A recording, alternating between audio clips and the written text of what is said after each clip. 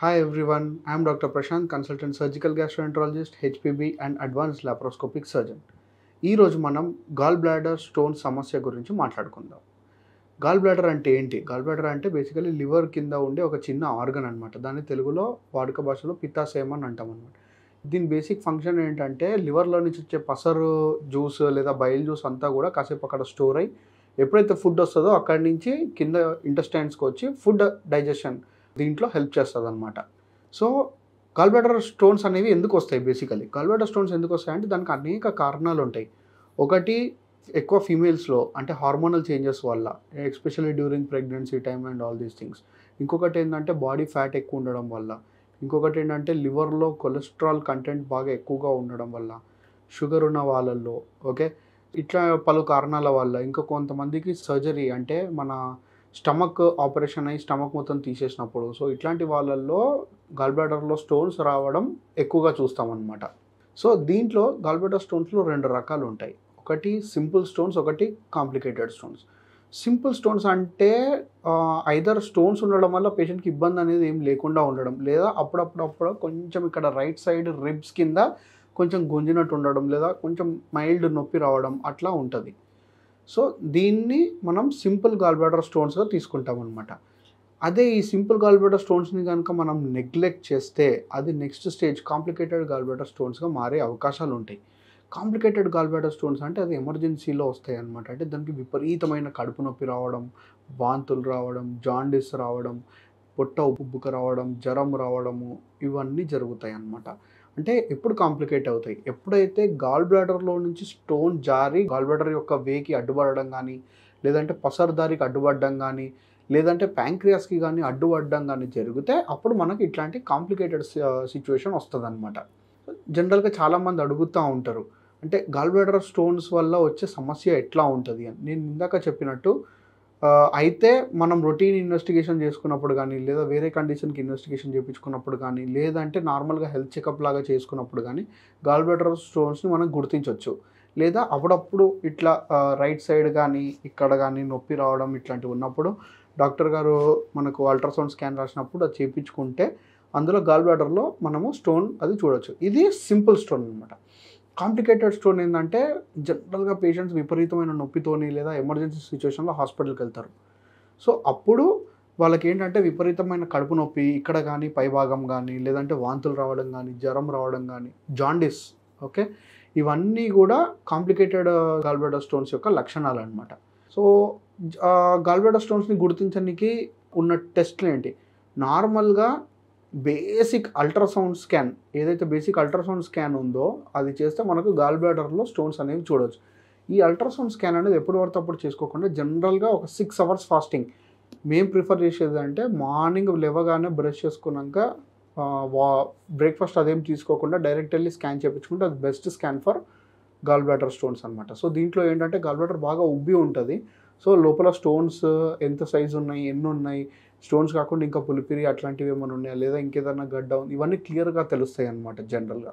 So ultrasound అనేది basic test.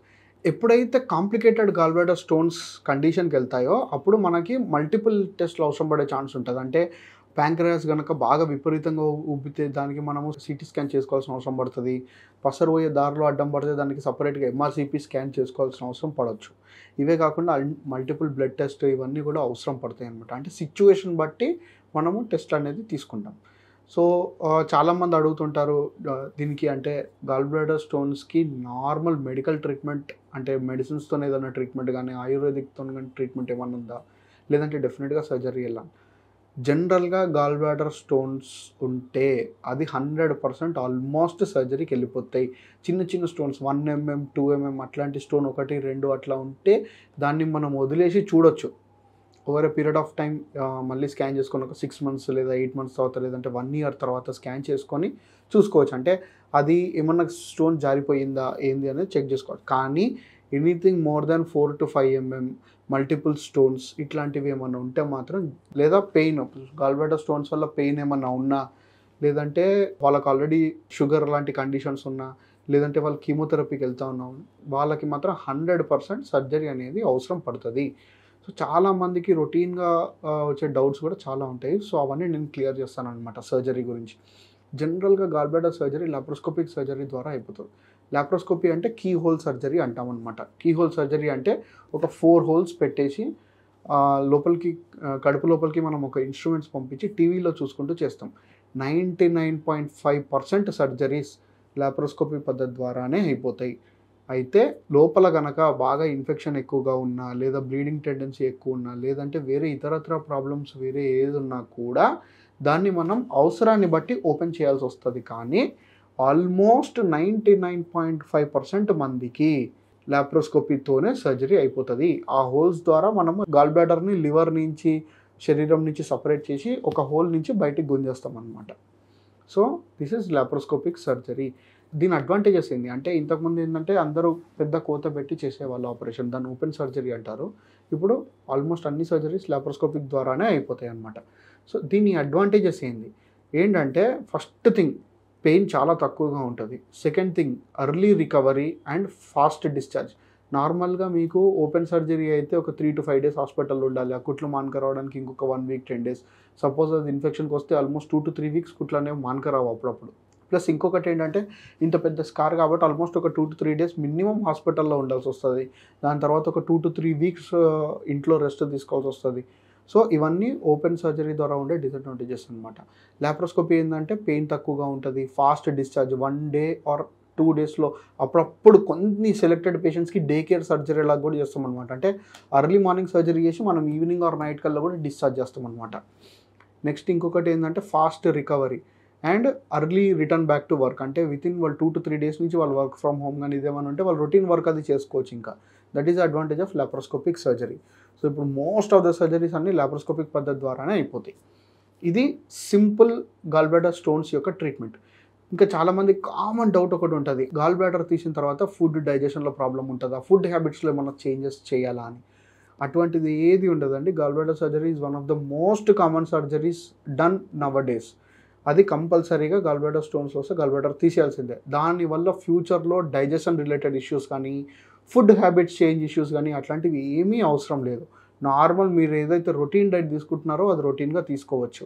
There is no need to change your food habits or there is no change in your digestion. So ఇప్పుడు మనం complicated stones గురించి మాట్లాడుకుందాం. ఇందాక నేను చెప్పినట్టు సపోజ్ ఆ గాల్ బ్లాడర్ స్టోన్స్ కానీ మన పసరు పోయే దారికి అడ్డుపడినా, లేదంటే దాంట్లో ఇరుక్కున్న ఇట్లాంటివి ఏమైనా ఉంటే జనరల్గా 2 stage లేదా 3 stage సర్జరీస్ లాగా చేయాల్సి వస్తుంది. ఇనిషియల్గా ఏంటంటే కొంతమందికి ఆ గాల్ బ్లాడర్ ఇన్ఫెక్షన్ తగ్గడానికి బయట నుంచి పైప్ వేస్తామన్నమాట. నెక్స్ట్ ఏంటంటే ఆ పసరు పోయే దారి మొత్తం క్లియర్ కావడానికి ఫస్ట్ ఎండోస్కోపీ చేసి అందులో ఒక స్టెంట్ వేస్తాం. ఆ స్టెంట్ వేసి అందులో ఉన్న స్టోన్ తీసేస్తాం. దాని తర్వాత నెక్స్ట్ స్టెప్ లాగా గాల్ బ్లాడర్కి సర్జరీ చేయాల్సి వస్తుంది. సో ఇవన్నీ ఏంటంటే గాల్ బ్లాడర్ స్టోన్స్ని కనుక మీరు నెగ్లెక్ట్ చేస్తే you will land up into complicated stone situation wherein మనకు సింగిల్ స్టేజ్లో అయిపోయేది 2 to 3 stagesలో అయిపోతుంది అనమాట. So unnecessary you're complicating the entire process. Very rarely చాలామందికి ఇంకో డౌట్ కూడా ఉంటుంది, స్టోన్స్ ఉండంగా అదేమన్నా క్యాన్సర్కి దారి తీస్తుందా అని. వెరీ లెస్ పర్సంటేజ్, ఎస్ దారి ఉంది, కానీ వెరీ లెస్ పర్సంటేజ్. అంటే స్టోన్స్ కొన్ని సంవత్సరాలుగా ఉండి అది చాలా పెద్ద సైజులో ఉండి దానివల్ల రిపీటెడ్ ఇన్ఫెక్షన్స్ ఉండి ఇట్లా ఉంటే మాత్రం అది క్యాన్సర్కి దారి తీసే అవకాశాలు ఉండొచ్చు. అందుకని ఏం చేస్తామంటే ప్రతి సర్జరీకి అంటే గాల్ బ్లాడర్ సర్జరీ ఎప్పుడైతే చేస్తామో 100% గాల్ బ్లాడర్ని మనం టెస్ట్కి పంపిస్తాం, బయాప్సీకి. దాన్ని ముక్క పరీక్ష అంటారు అనమాట. అది ఎందుకు అంటే ఫస్ట్ థింగ్ కన్ఫర్మేషన్ దట్ మీ గాల్ బ్లాడర్ తీసేసినట్టు. సెకండ్ థింగ్ ఏంటంటే అప్పుడప్పుడు ఏదన్నా minute chance of detecting cancer కొన్ని వేలల్లో ఒకరికి అట్లా మనం డిటెక్ట్ చేసే ఛాన్స్ ఉంటుంది. ఇన్ కేస్ అట్లా డిటెక్ట్ చేయగలిగితే దానికి మళ్ళీ అగ్రెసివ్గా మళ్ళీ సెకండ్ సర్జరీ చేసి కంప్లీట్గా తీసేయాల్సిన అవసరం పడుతుంది. So that is the reason why we send for biopsy. చాలామందికి ఇంకొంచెం డౌట్ కూడా ఉంటుంది, సార్ నాకు నొప్పి లేదు సార్, ఏదో జస్ట్ నార్మల్గా టెస్ట్ చేయించుకున్నా, గాల్ బ్లాడర్లో స్టోన్ ఉందని చెప్పారు, నేను సర్జరీ చేయించుకోవాలా వద్దా? సపోజ్ గాల్ బ్లాడర్ స్టోన్ కనుక 8 to 9 mm కన్నా సైజ్ ఎక్కువగా ఉన్నా, గాల్ బ్లాడర్తో స్టోన్తో పాటు లోపల పులిపిరలాగా ఉన్నా, గాల్ బ్లాడర్ మొత్తం గట్టిపడిపోయినా, లేదంటే వాళ్ళ ఇంట్లో కానీ ఎవరికన్నా కానీ తెలిసిన ఇది వాళ్ళకి బ్లడ్ రిలేటెడ్ వాళ్ళకి గాల్ బ్లాడర్లో క్యాన్సర్ ట్యూమర్ లాగా ఉన్నా, లేదా వాళ్ళకి షుగర్ ఇట్లాంటివి ఏమైనా ఉన్నా, లేదంటే వాళ్ళ ఫర్దర్ కీమోథెరపీ మీద ఏమైనా ఉన్నా, వాళ్ళకు మాత్రం సిమ్టమ్స్ లేకున్నా అంటే పెయిన్ లేకున్నా కూడా గాల్ బ్లాడర్ సర్జరీ చేయించుకోవాల్సిందే. లేకపోతే అది ఫ్యూచర్లో కాంప్లికేట్ అయ్యే ఛాన్సెస్ ఎక్కువగా ఉంటాయి అన్నమాట. సో ఇదండి గాల్ బ్లాడర్ స్టోన్స్ వాటి యొక్క లక్షణాలు, వాటి ట్రీట్మెంట్ ఆప్షన్స్ గురించి. మీకు ఫర్దర్‌గా ఇంకా ఎటువంటి డౌట్స్ ఉన్నా, ఎటువంటి క్లారిఫికేషన్స్ కావాలన్నా కింద మా క్లినిక్ ఉన్న అడ్రస్‌కొచ్చి లేదా ఫోన్ నంబర్‌కి సంప్రదించి వచ్చి నాతో కన్సల్టేషన్ తీపించుకోండి. Thank you.